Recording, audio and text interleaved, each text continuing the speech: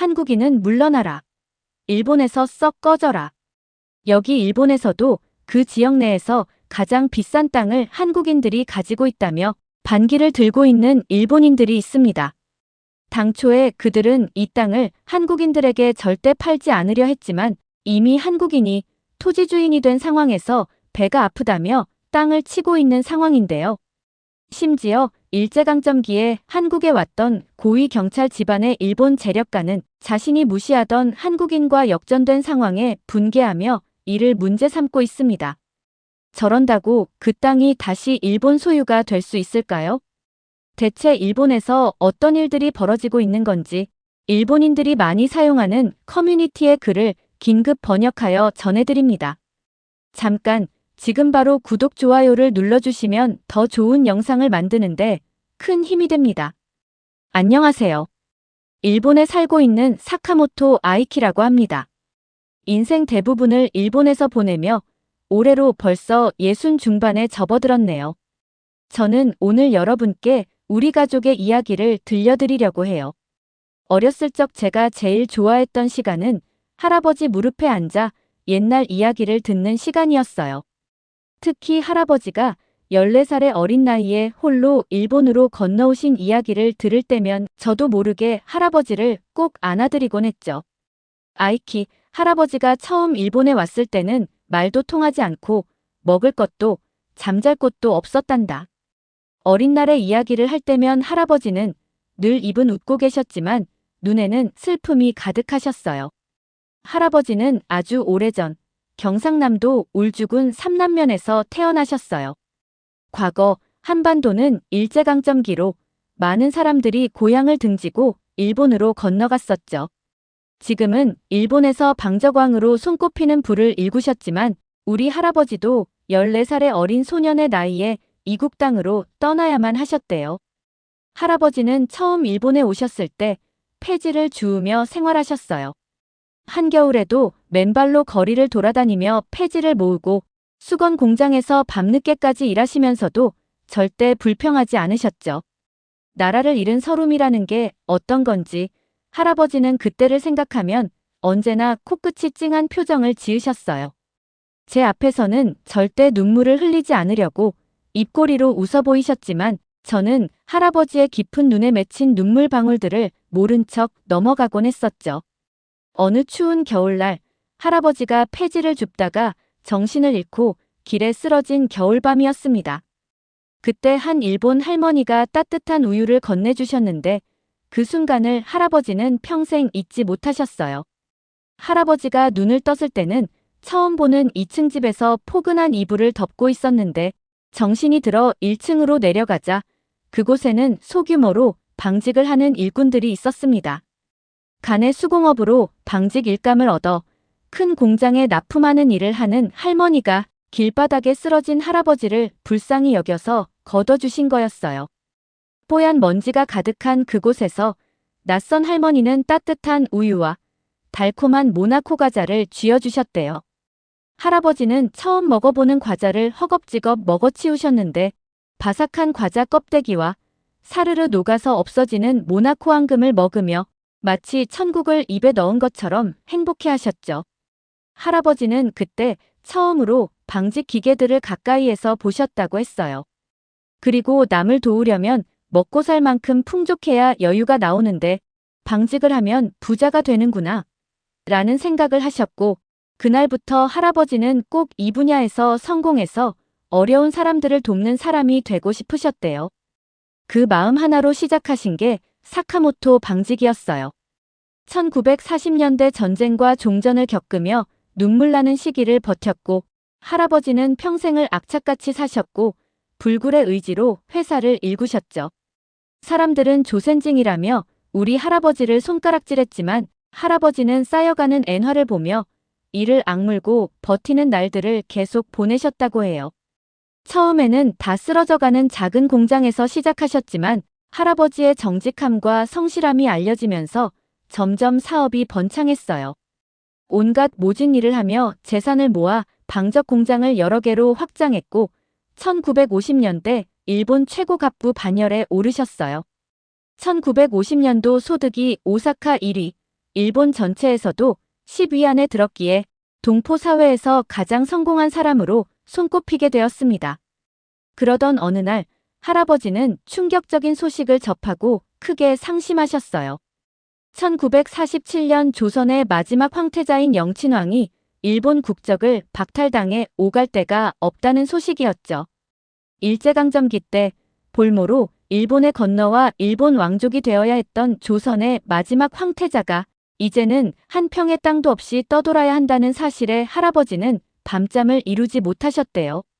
그때 할아버지는 부동산에 찾아가 지금의 도쿄 미나토구에 나온 덴마크 공관 부지를 발견하셨습니다. 당시에도 금싸라기 땅이라 불리던 그곳을 할아버지는 고민하지 않고 사들이셨어요. 일본의 많은 부유층들이 그 땅을 탐내고 있었고 한국에는 절대 팔지 말라는 사회적인 분위기도 심했다고 해요.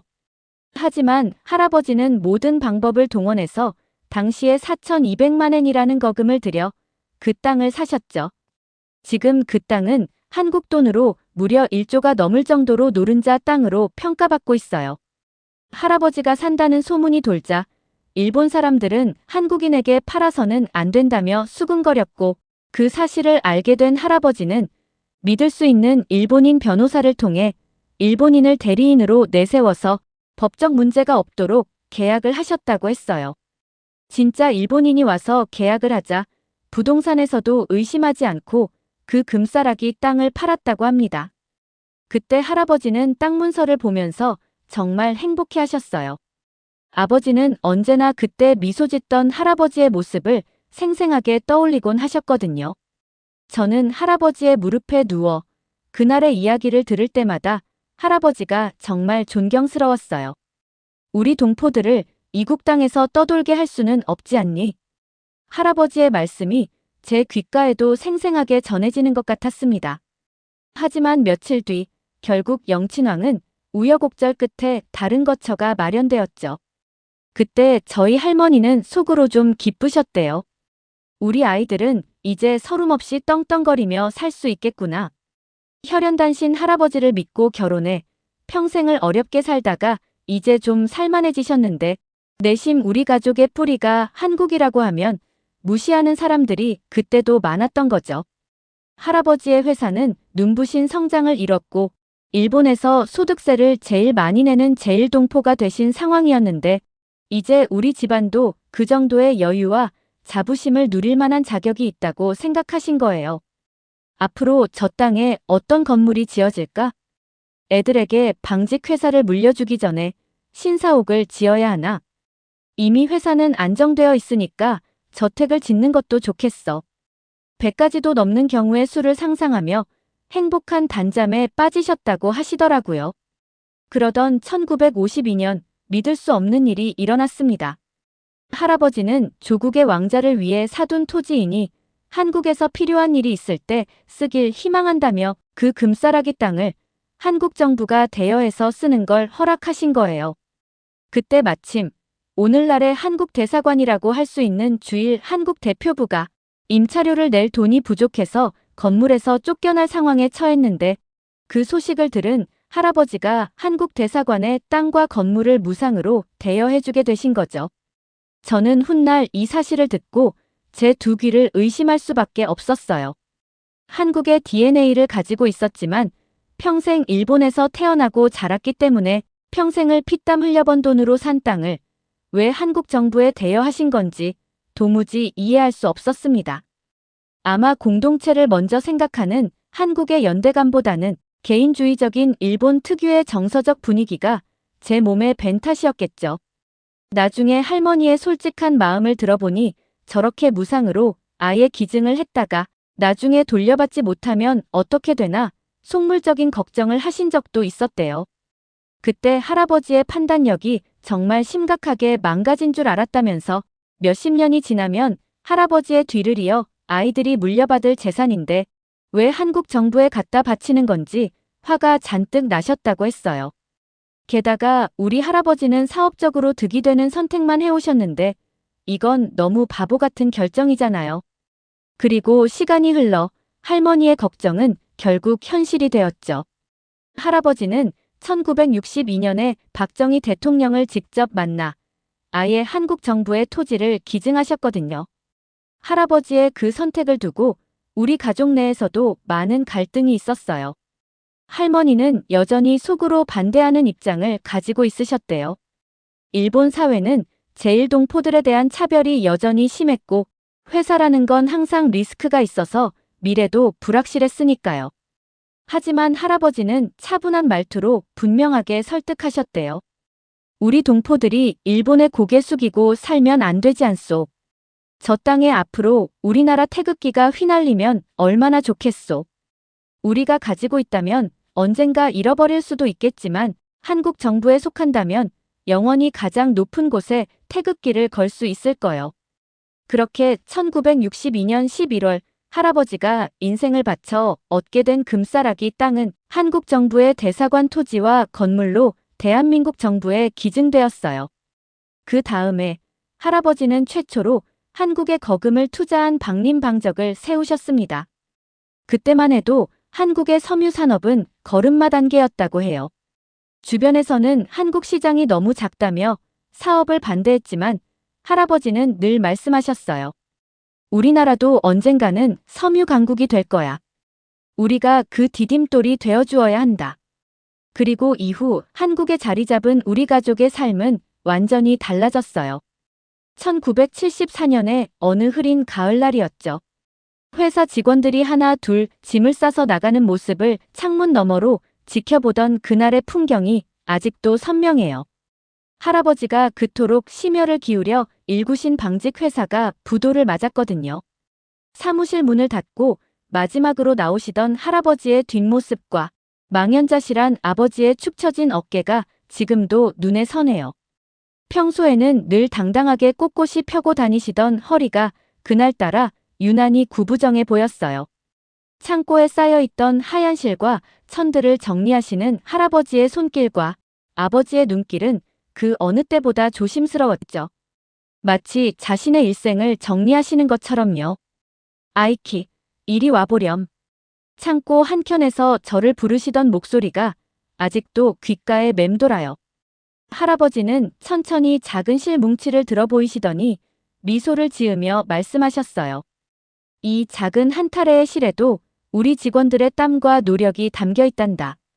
이게 다 소중한 추억이지.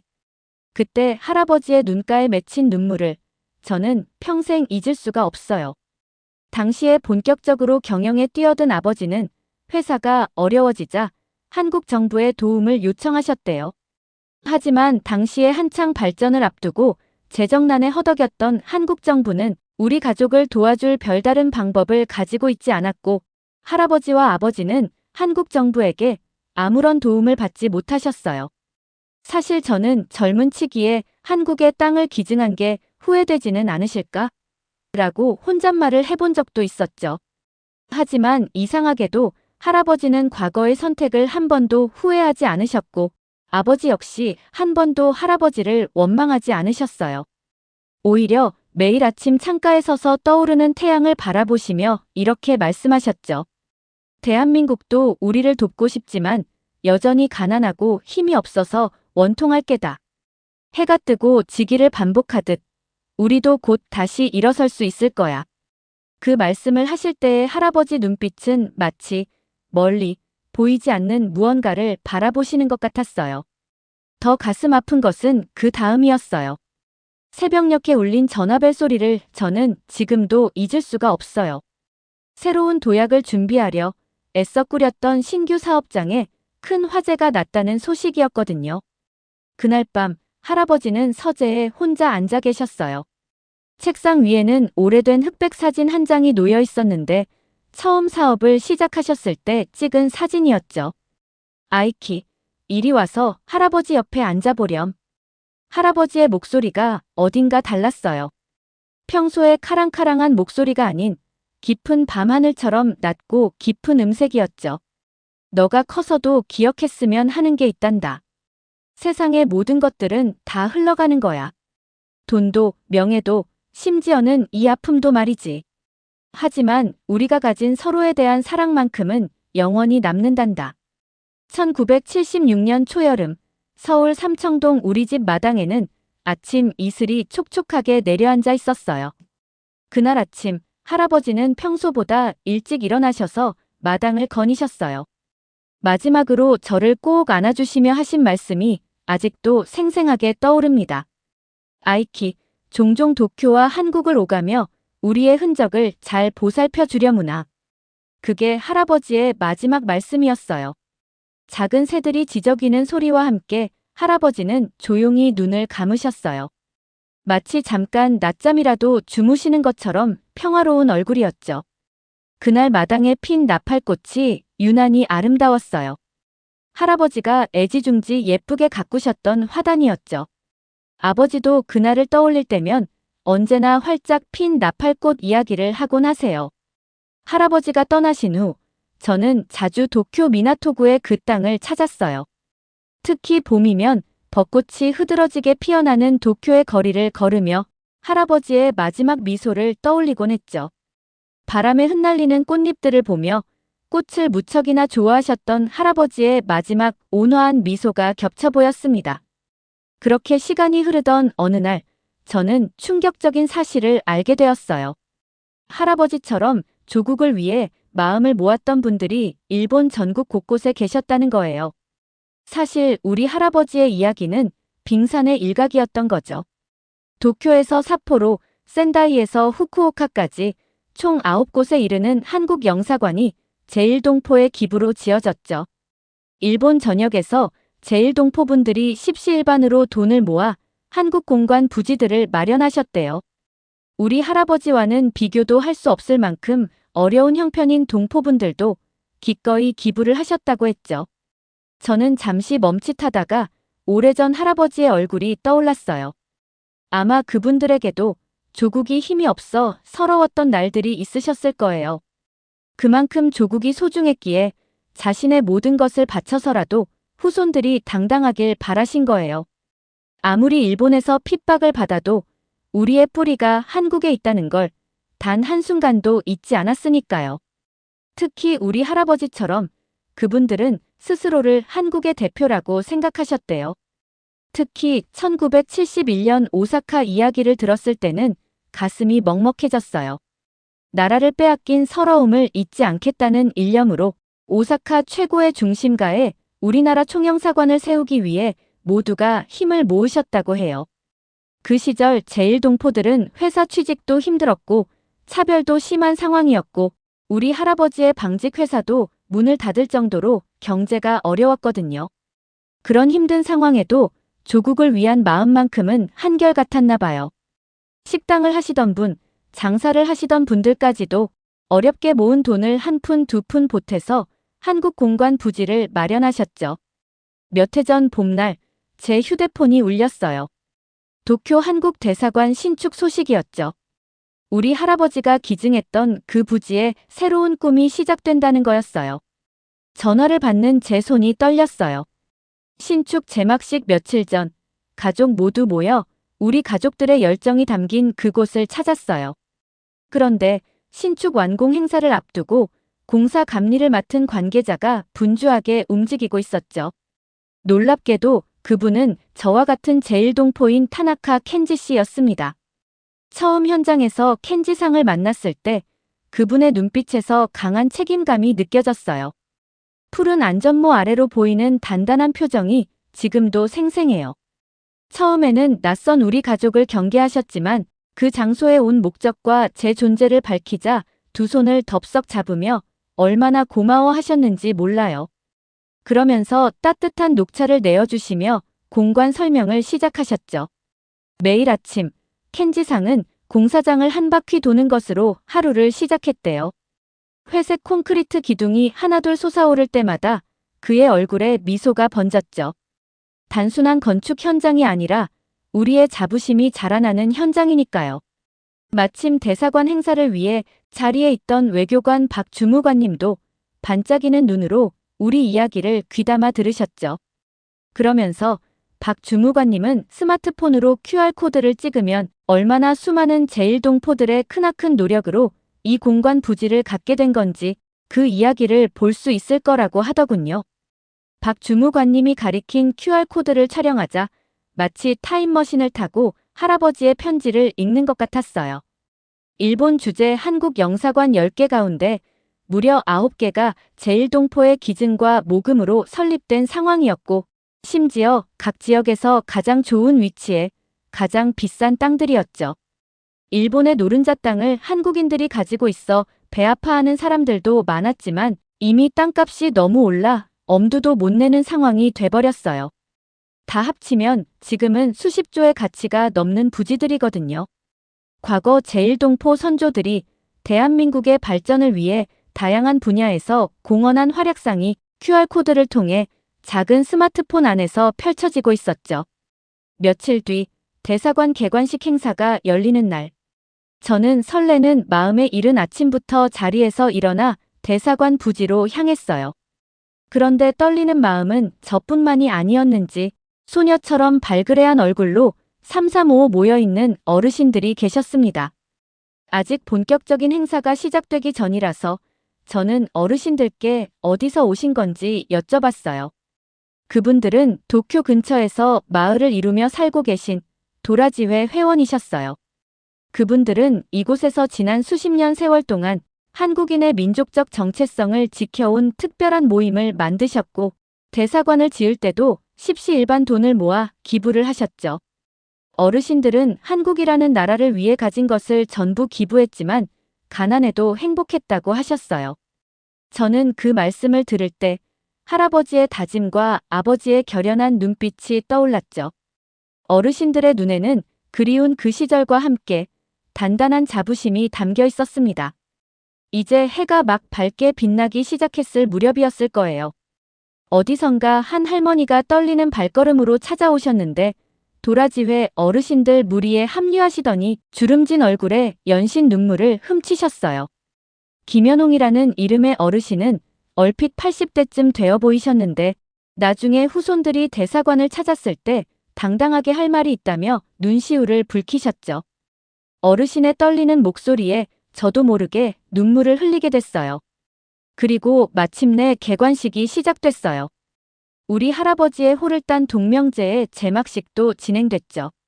이른 아침부터 하늘은 유난히 푸르렀고 활짝 핀 여름 꽃잎이 살포시 날리고 있었어요. 로비에는 한복을 곱게 차려입으신 어르신들이 모여 계셨는데 그 고운 비단 옷자락 사이로 우리의 역사가 물결치는 것 같았어요. 분홍빛 저고리, 하늘빛 치마가 봄바람에 살랑거리는 모습이 마치 우리의 꿈이 춤추는 것처럼 보였거든요.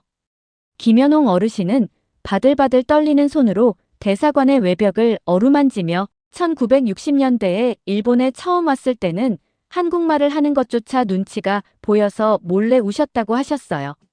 사람들은 여전히 조센징이라며 우리 동포들을 억압했고 보이지 않게 크고 작은 서러움을 감내해야 하셨으니까요.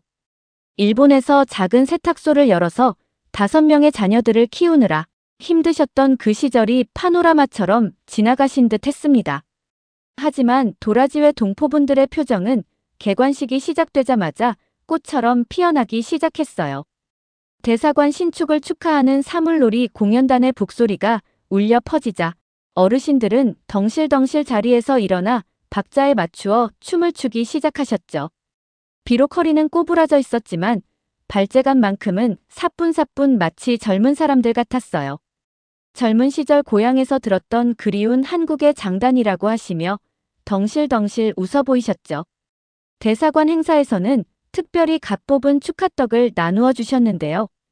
어르신들은 어린 시절 설날에 항상 가족들과 떡을 빚어 드셨다면서 일본에서도 한국의 전통을 잊지 않고 지켜내신 이야기를 재미있게 들려주셨어요. 할머니 손을 잡고 따라온 어린 손주들은 처음 보는 사물놀이와 시루떡에 낯을 가리는 듯 보였지만 이내 여기저기서 사진을 찍느라 신이 났어요. 1층 로비에 있는 한글이 가득한 그림 작품을 보자 연홍 어르신은 한참을 그 자리에 서 계셨습니다. 옛날에는 한국어로 입만 뻥끗해도 무시를 받고 멸시를 당했는데 이제는 거리에서 K-팝이 흘러나오고 손주들도 한글을 쓰는 게 더 멋지다며 주말마다 할머니에게 한글을 배우고 있다고 하셨거든요. 어깨를 펴고 당당하게 한국인으로 일본 땅을 누비는 날이 드디어 왔다고 기뻐하셨죠.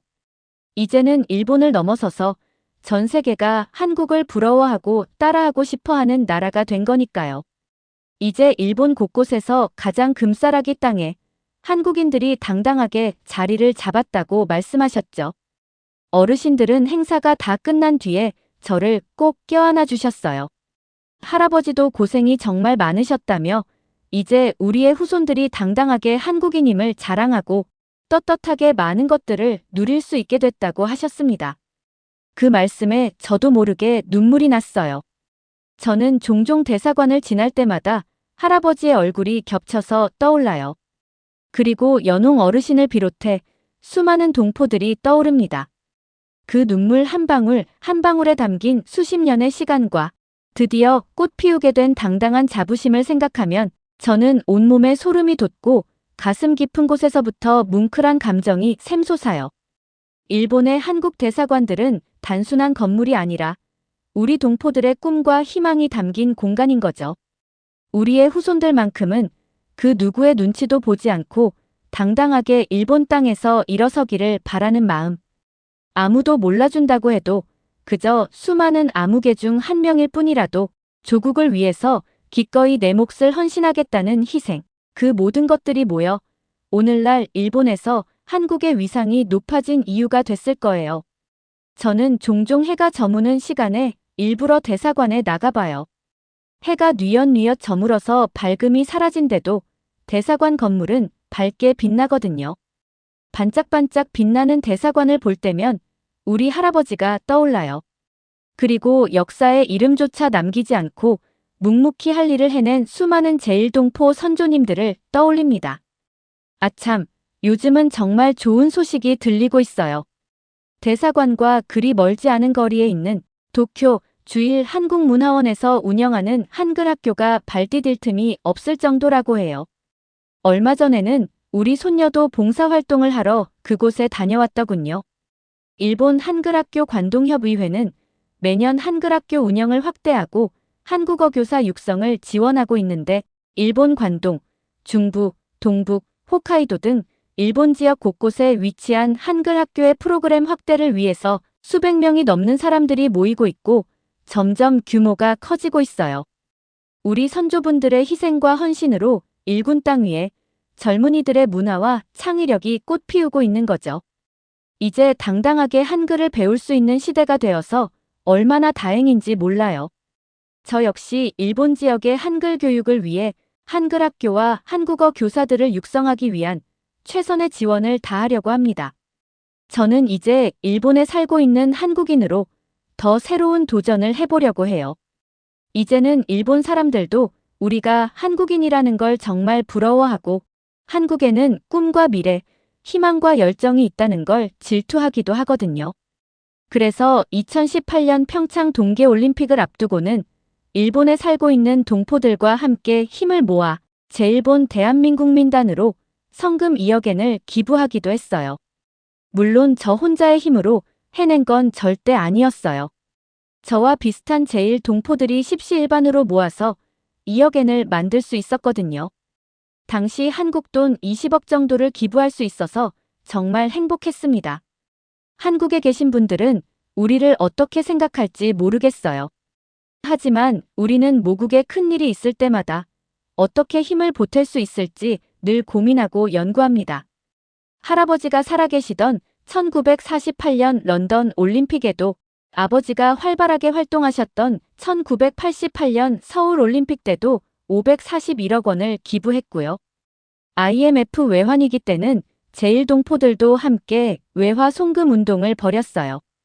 일본 환율이 좋아서 더 이익이 크다는 소식에 다들 돌반지와 금가락지를 내놓았죠. 성금뿐만이 아니었어요. 642명이 한국전에 참전하기도 했죠. 비록 몸은 바다 건너에 떨어져 있지만 우리는 늘 한국의 미래를 걱정하고 있어요. 요즘은 한국의 상황이 너무 어지러워서 마음이 많이 아프기도 한데요. 제가 존경하는 할아버지와 어르신들처럼 또 한국을 위해 어떤 노력을 할 수 있을까요? 이제는 제가 제1동포 사회를 이끄는 중년층이 되고 보니 할아버지와 아버지의 어깨가 얼마나 무거웠는지 새삼 실감이 나는 것 같아요. 제가 도울 수 있는 다양한 아이디어들을 알고 계신다면 꼭 댓글을 남겨주세요. 여러분의 많은 이야기를 기다리고 있을게요. 오늘 이야기는 일본에서 한국인들의 위상을 높이기 위해 눈물 나는 헌신을 한 제1동포분들의 이야기였습니다.